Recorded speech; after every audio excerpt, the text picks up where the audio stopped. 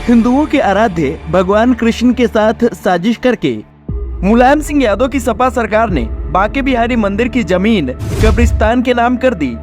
जी सही सुना आपने, कब्रिस्तान के नाम कर दी। दशकों बाद अब जाकर इलाहाबाद हाईकोर्ट ने मंदिर की जमीन वापस दिलवाई है। हाईकोर्ट ने जमीन की सरकारी दस्तावेजों में गलत तरीके से हुई सभी एंट्रियों को रद्द कर दिया है।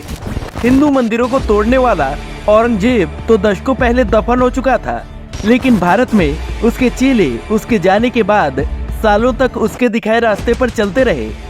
ये चेले कभी राम को काल्पनिक बताते हैं तो कभी मंदिर की जमीन कब्रिस्तान के नाम कर देते हैं। पता है क्यों? क्योंकि औरंगजेब का ये रास्ता उन्हें सत्ता की कुर्सी तक ले जाता है। ऐसे ही उसके एक चेले ने सत्ता पाने के लिए तुष्टीकरण का ऐसा गंदा खेल खेला कि भगवान के साथ भी साजिश करने से नहीं चूका। अब आपके मन में सवाल उठ रहा होगा कि आखिर ये चेला कौन था जिसने हमारे भगवान के साथ इतनी बड़ी साजिश की। दरअसल याचिकाकर्ता के अनुसार बांके बिहारी मंदिर की जमीन पर कब्जे की कोशिश 1970 से शुरू हुई थी। 1991 में एक बार फिर हेराफेरी हुई और मंदिर की जमीन को तालाब की जमीन बताकर दर्ज कर दिया गया।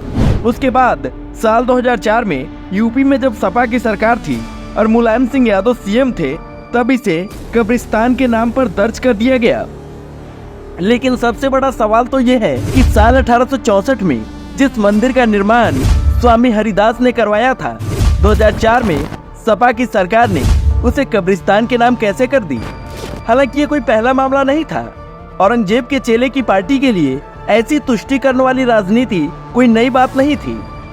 इसी चेले ने 1992 में विशेष समुदाय को खुश करने के लिए राम भक्तों पर गोली चलाने तक का आदेश दे दिया था।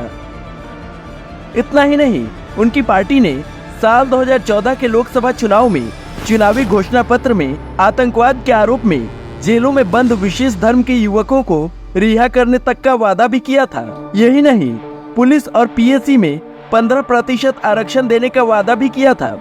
वो अच्छा हुआ देश ने इनकी असलियत पहचान ली और इनके मंसूबे कामयाब नहीं हुए। मुलायम सिंह यादव के बाद उनका बेटा भी उन्हीं के रास्ते पर चला। साल 2012 में जब अखिलेश सीएम बने, तब उन्होंने तो तुष्टीकरण की सीमा ही लांघ दी। उन्होंने यूपी में कब्रिस्तानों की 4 दीवारी कराने के लिए सरकारी खजाने से 1200 करोड़ रुपए खर्च कर दिए, लेकिन जर्जर और बदहाल श्मशानों पर ना के बराबर खर्च किया गया।